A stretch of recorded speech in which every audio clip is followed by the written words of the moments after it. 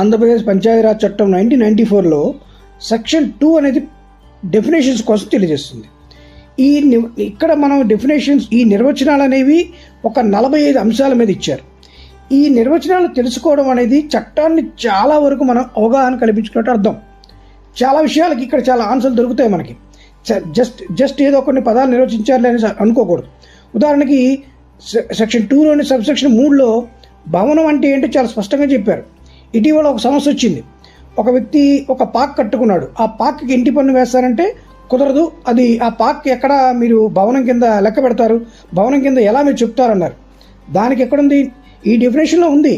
ఈ డెఫినేషన్లో ఏమి ఇచ్చారు? భవనం అనే దాంట్లో భాగంగా పాకని కూడా ఇచ్చారు. చూడండి, బ్రాకెట్లు ఏమన్నారు? వ్యవసాయ భూమి దగ్గర కనుక పశువుల పార్క్ కట్టుకుంటే అది కాదు, కానీ ఒక ఇంటి దగ్గర కనుక ఒక పార్క్ కట్టుకుంటే అది కూడా భవనంలో భాగంగానే ఇంటి పన్ను వసూలు చేయవచ్చు. ఇటువంటి 45 డెఫినేషన్స్ సెక్షన్ 2లో మనకు లభిస్తాయి.